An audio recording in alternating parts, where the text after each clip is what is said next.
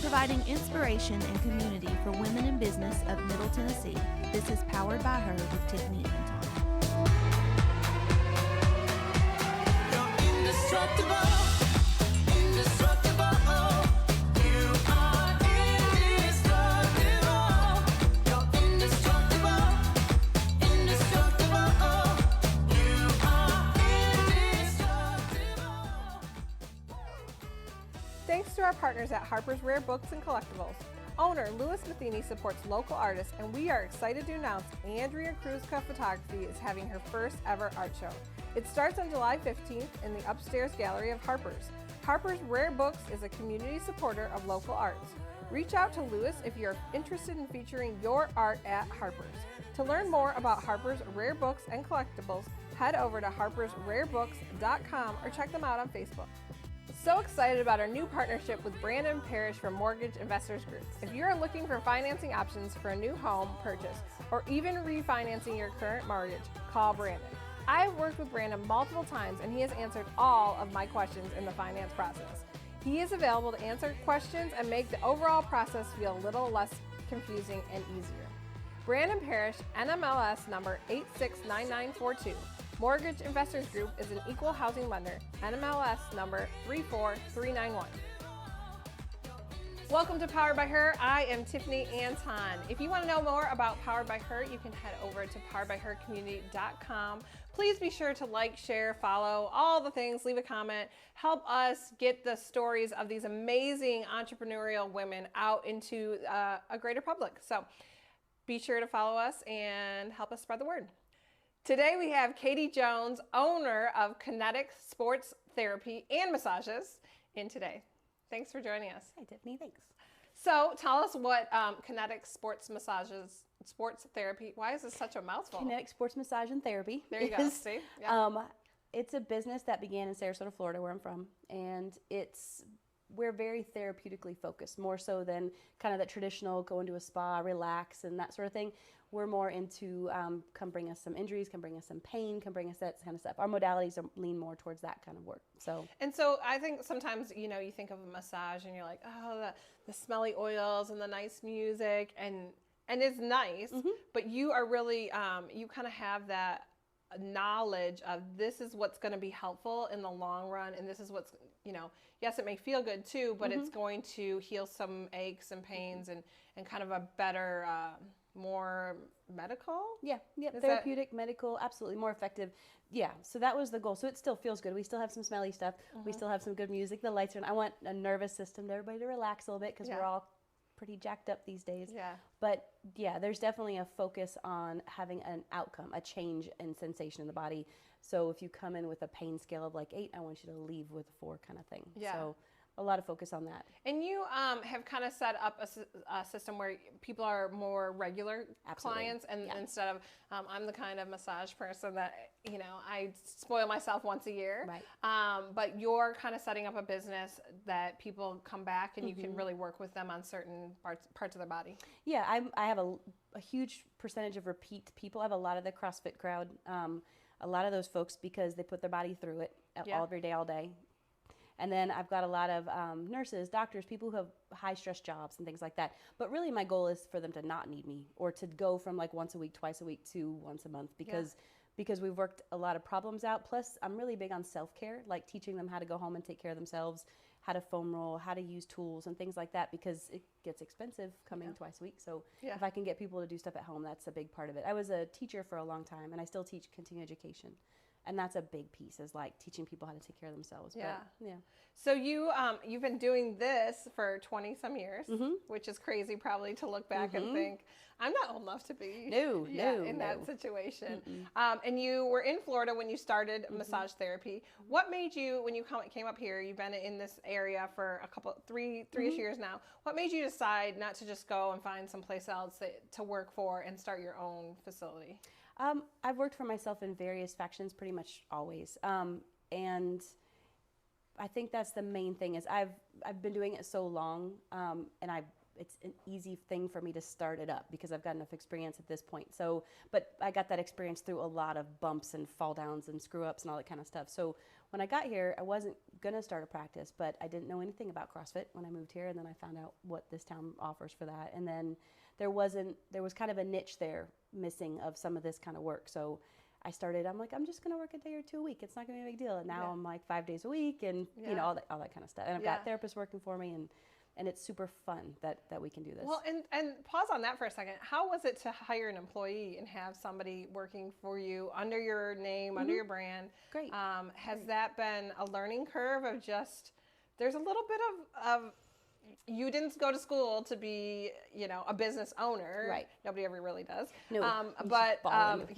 you learn on the go. Right. And I think that to me is that's a really scary thing, having an employee and figuring out how to pay that and all those kind of tax things. Yeah. How did you kind of learn the process of that? The hard way. Screwing up completely over and over. Yeah. I'd say, so again, I've through a couple of different companies and businesses. One with my former husband, we had a lot of employees, and we were a startup, and we worked with entrepreneurs, and we were ourselves an entrepreneur. So really, I had the benefit of watching other people screw up too, and being like, oh, I'm never gonna do that. Yeah. And being part of a group that was kind of learning together. I think as a lot of entrepreneurs do, they have this great idea or they're good at something, but they're not necessarily good at the business side of things, and so there is a big stumbling block. So I got to learn really through my 30s, I would say, how to deal with people and how to manage people and how to communicate, because I think that's the biggest piece of all this is being a good communicator. I think that's a huge part of running a business, and because not only do you need to do that when you're getting clients or, you know, connecting with other people. Huge. It's the most important piece. Yeah, that's a huge piece, and you've just kind of picked that up, and you were able, so part of what you were doing in Florida is that you had a co-working space. Yes. So tell me about that, and why did you even? Similarly, like we had a lot of people, like-minded people. Co-working was kind of up and coming. Sarasota, where I'm from, we didn't have a co-working space yet, and it was one of these, like, again, you just kind of fall into things, and we had a great space, and then we had somebody show.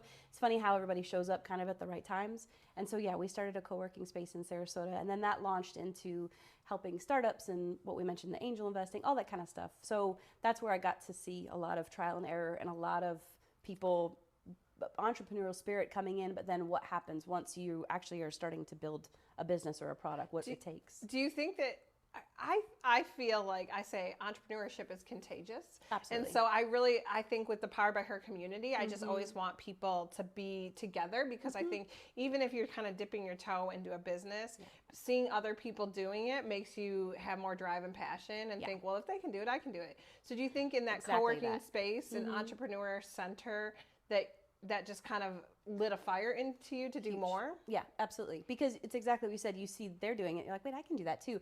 Not only that, but you learn by everybody's trials and tribulations, and you can ask questions. And when you're with a group of like-minded people, there's the comment about like-minded people all going in the same direction, and the force and the power that goes behind that. And it doesn't mean they're all going to the same business, but they're all going to the same destination, which is being an entrepreneur, running a business, things like that on their own. And you can kind of, I think, generate a lot more power and momentum when you're with a group of people all aiming the same direction. So, and everybody's like, hey, don't do that because I did that and then that didn't work, and then talk to this guy and let's hook you up with this person. So definitely that collective thing is without a doubt helps everybody. I think specifically for females, it's pretty powerful. For sure. I mean, I was just going to say, so what do you think? I mean, I know that there's a lot of women run businesses that are not connecting with people around, and they just want to, I don't have time to connect. I don't have the energy. I got to keep hustling. And so what advice would you give to people out there that are kind of just head down and hustling and not taking that time to connect with other people?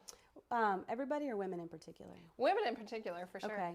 I'd say schedule time. Like literally schedule in time to do that kind of stuff. Schedule in time that looks like it's a waste of time, but it's not. Like social, like going.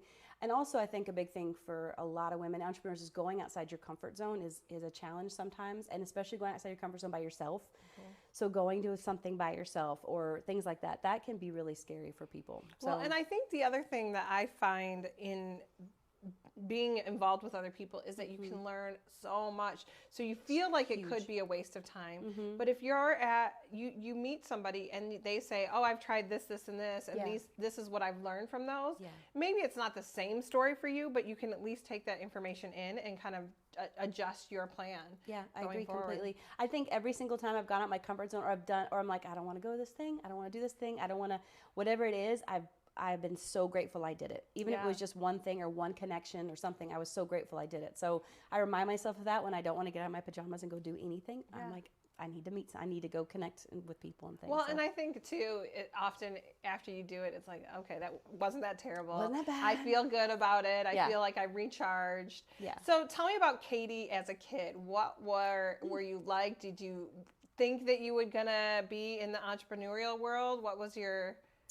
I don't know. I would say my parents probably would have. I was mildly bossy, but we might call it like exhibiting leadership qualities. Right, I don't know. Yeah, I tended to driven. Yeah, very driven. Always straight A student, all that kind of stuff. Very driven. Driven in sports. Was an high level athlete always. Yeah, driven. Yeah, definitely. I don't know that I thought about what I was going to do when I was older. I wasn't one of these kids that I was like, I'm going to do this. Do you think at like 10-year-old Katie, what did you think that you're playing? You know, you fill out the things in the first day of school. It's like, when I grow up, I want to be... I probably was going to be a vet. I was going to play with baby animals. I was good. I probably was going to be something in that world at 10 years old for sure. Yeah, playing with that. Are you an outdoorsy person? Is that kind of... I am. I'm an outdoorsy. That's why I fell in love with Tennessee. It's because I could be outside and not get eaten alive by bugs and things like that. Yeah, it is interesting. Mosquitoes are not as big here as I would have thought. It's lovely. Yeah, and it's probably a little bit less humid than the Florida area. Yes, and it's funny because everybody up here says it's humid. I'm like, it's not humid. You don't know, but I do. I fell madly in love with Tennessee, and specifically Cookeville. I fell in love with. So what was your choice to move here from Florida? What brought you? Aside from those kind of factors? Mosquitoes. No, it's like the bloodsuckers. We had been visiting Tennessee for a long time, probably 12, 15 years, and visited Crossville and didn't fall in love with Crossville. But when our friends that we were visiting there moved over to Cookeville, I really liked Cookeville. It reminded me a lot of Sarasota, my hometown, but like 20 years ago when everybody still was really nice and things like that. And I just really, I fell in love with the town. I liked the vibe. So we came up here as an adventure, and now I'm not leaving.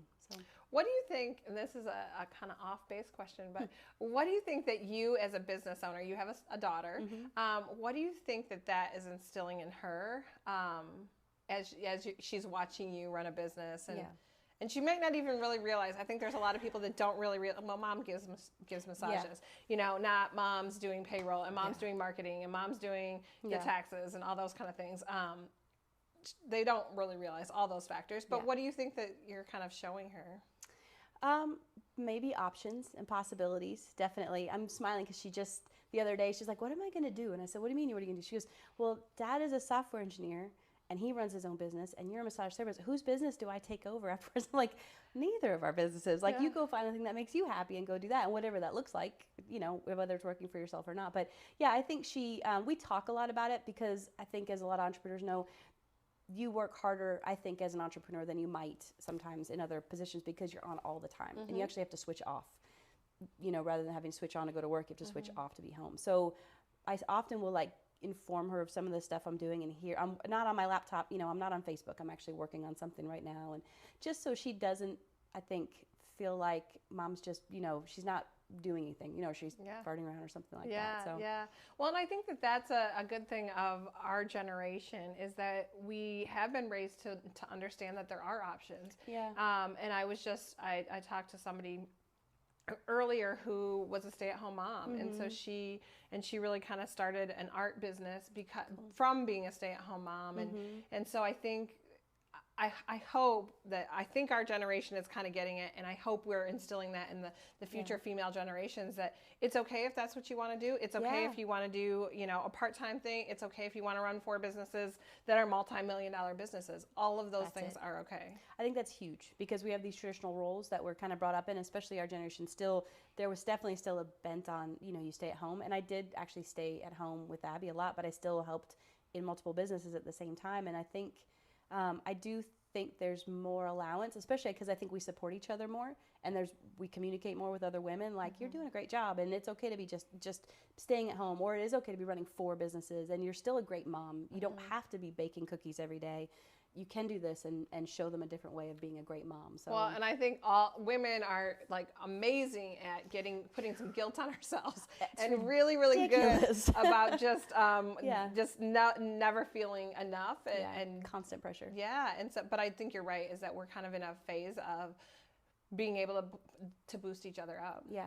Have there ever been times, you've done a lot of different entrepreneurial things where you've really hit, or you felt at the time it was kind of rock bottom, and like, I cannot keep going at this business is failing, this venture, anything that comes to mind? Or pivot, like Yeah. pivot. Yeah. Straight Friends episode. I would say there were times when, that we were failing. And I can't remember what book it is. I don't know if it's the E-Myth, but there's a book that says, you know what, sometimes you're just going to fail, and it is okay to fail and close that down and then move on to something else. And I remember when I first read that, I was like, you can't fail. You know what I mean? You have to keep going and like keep dragging this thing. And so I'd say more than remembering that I failed anything, it was remembering that it was okay to do that, because I'm not somebody that was ever okay with. I always like achieved at things. So You're like, no matter, I'm just going to keep banging my gonna keep head, and doing eventually my head will go through this brick wall. because I can do things, right? Like, yeah. no, it was, I remember thinking like, nope, I have to just, like, we're going to cut that dead weight and move on. And so pivoting was like a joke, but it's also like, okay, where can I go from this? What can I take this to? So, so I don't know that I ever remember a place that was like rock bottom, because I always tend to look like, okay, where am I going next with this kind of thing? So. Well, and what advice would you have for people to understand when to stop banging their head against the wall? Yeah. I mean, isn't that the $1 million question? But I would say there's definitely like that moment when you're like completely off balance, or even like when your mental health gets engaged at a certain level, like, okay, if you keep hearing that voice in your head saying, I can't keep doing this, like really listening to that voice saying, okay, I think I'm done, and that. Well, and I think that's, you deal with the muscles of the body, but I think that's mental health is part of being aware of what's going on in your body. And I think that's just as much as you want to recognize, oh, I have some knee pain or, foot pain or whatnot. I'm having mental pain, and that's important to listen to. Well, there's such a connection between our mental health and our physical health. So while I focus on the body, my degree was in psychology and some sports psychology and things like that. And while that is not what I practice, because I've worked the body, I stay in my lane, there's a connection. And we make ourselves sick. Like, we make ourselves, stress is what the leading cause of all these different diseases and disorders and all this stuff. And so, I think definitely there's a big connection with, I've pushed myself so far mentally and emotionally that now I'm physically ill, and it's manifesting physically. And so, I deal with that a lot with people. And so sometimes we can treat the body, but it's often like really coming more from their mental, physical, or mental health state. So it's huge, especially in the entrepreneur lane, because we push ourselves way past when we should probably stop usually. Yeah, well, I think you have to. Yeah, that hustle drive kind of thing. Yeah. And I think most people, women that are in the entrepreneurial world, they were probably these girls growing up of just, you have to keep going, you have to prove yourself. I mean, I was the kind that I wanted to do so well at school. I wanted to do better than my sister. My sister doesn't even care about school. School's not her thing. She wasn't, but I had to get all A's to prove myself. And it's like, who am I competing? She's not competing, so why am I? Yeah, exactly. But and that probably stretches out everywhere too. Yeah, for sure. I think, and there's healthy competition. I like that a little bit, but sometimes it can go too far. You got to keep yourself in check. Yeah, definitely. So what do you see kind of the next 5 to 10 years? You've had some experience in other types of businesses and had more employees and run co-working spaces. What do you see kind of the next 5 to 10 years looking like for you? I wouldn't mind, so I've got a therapist working for me now. I wouldn't mind having a few more treatment spaces and training therapists more, and taking less clients and really reducing my physical load. I love teaching. I just got back from Sarasota. Actually, I'm going to start teaching more continuing education in the North Carolina, Tennessee, kind of Kentucky area. I love teaching. It's definitely lights me up and one of my passions for sure. So I think next 5 years transitioning more into doing a little more teaching, and then maybe having a facility where I can train the therapists in therapeutic techniques and just having more of that kind of thing. keeping up lots of relationships in the community. There's some amazing other types of body workers here, and acupuncturists and chiropractors and all that kind of stuff. So really kind of creating a community where we can help people more. How do you think, in being a newer, quote unquote, newer person to the area, I feel like you really jumped in and you know a lot of people, and you know, I see people in and out of your, and I'm like, oh, I know that person, I know that person. How do you feel like you kind of made a space for yourself here in such a short time? I'm mildly obnoxious. I just talk to everybody. I was like, we're gonna be friends. And I actually developed that way early on, like this, because I have a lot of insecurity, and I'm actually an introvert, and I had to be like, all right, I have to go like that fake it till you make it thing. Yeah. But now I just really like talking to people, and I like connecting people, and I don't mind just going up and speaking to anybody really about anything, and that took a while to get to that. But people here are nice, and I do a job where everybody generally feels better, and then they tell other people they feel better, and then I make them feel better. So it's not been that hard, because I'm bringing this really nice thing for people, so it kind of does its own work. So it's been easier to kind of make a business here. It has. It really and it also kind of falls in your lap at the same time. The space that I'm in over there, I'm across the hall from Backroom Bistro, and then Rodney's over there doing that, and then there's all these great women in that building doing really cool things, and artists, and that whole building really supports each other. Harper's Books just moved in there, and they're supporting the building, and so one of our sponsors of the podcast. I was not told to say that, but Harper's Rare Books and Collectibles. So it's again one of those really cool things that happen when you just kind of come into a community and you're like, oh, everybody's supporting each other. This is amazing. It's so cool. Yeah, so. I think I have not been in the business world in other places of my life. I've lived in kind of all over the country, but I do think there is something different and something kind of cohesive and collaborative about this area. And I think we're so lucky to be able to have you know, kind of the community we do. Oh, it's amazing. It really is. And that was part of my draw here is there's a level, certainly a little competition, stuff like that, but what surplants competition here is this people helping each other. And like, so I watch people put aside ego and they put aside the competition and they help other people. And that doesn't happen many places. So it is a unique place. There's no doubt. Yeah. So if people are trying to find Katie Jones or Kinetic Sports Therapy, how can people find you? And there's this like secret little door on Broad Street. Knock three times. Right, we're actually changing our signage. The owner of the building and Harper's Rare Books we're going to change all the frontage and stuff like that. I just got a little note today. So it'll be a little easier to find me. Right now, right across the hall from Backroom Bistro. On Broad Street. On Broad Street, right 39 downtown. West Broad, right downtown, which I love what's going on down there. It's a super, super fun vibe down there. Yeah. Just come on down. Can people find you on social media? Facebook. Don't have a website because Facebook seems to be doing all the work for me right now. So that's fantastic. If people want to book an appointment, can they do that through Facebook? No, I book everybody myself just because I can fit everybody where I want them. So it works out better. But yeah, and the therapist I've got working for me, Nisa, does a great job as well. So I'm booked out right now a little ways, which I don't actually love. I like to be able to get people in last minute. So I'm trying to balance that out right now. But I mean, that's the thing is always like kind of figuring out the way to be successful and take care of your people. But then, you know, sometimes you can grow too big, but so there's that too. So we're just over there in a great side of town and a very cool part of what's going on in Cookeville. Any last piece of advice that you have for female listeners that are are building their business and kind of words of wisdom for them? Well, I'd say two things. One, I did a lot of martial arts in my 20s. I still do a little bit. And they always said like a black belt is just a white belt that never gave up. And so there's this feeling of like, well, yes, some things may terminate and you might have to pivot. Just don't give up, and you'll end up being successful at some level. So well, and I think that's a good thing. That's a good thought. Is success doesn't necessarily mean the path you're on right now. Yeah, it just means at the end of the, not necessarily even the end of the road, but a finish line of some sort. Line of some kind. And then I would say something that really helped me because I was very extrinsically motivated. I've been coached. I really liked pleasing people. Middle child girl syndrome, all of that stuff. I really like the Atta girls and stuff. And I had a business coach one time tell me, he's like, you're going to have to become your own voice in your head, your own Atta girl, because nobody cares. Like there's nobody giving entrepreneurs Atta girls or Atta boys. So that was huge. I had to learn how to like be like, hey, you did a good job. Yeah. And that mattered, that I said it to myself kind of thing. Well, So, let me just say, the Power by Her community, I love being people's hype woman. Nice. I love giving some Atta girls out there. So right. if you need one, Like, come Tiffany, find can I me. have an Atta girl? Yes, yeah. So Wonderful. That's kind of my favorite thing about all this is that I think, you know, people listening get to hear these amazing stories of these women and what they're doing. And I really just hope that people find inspiration from all the great stories and the things that you guys are doing. I know they are. You're doing a wonderful job. There's my Atta girl. Atta girl.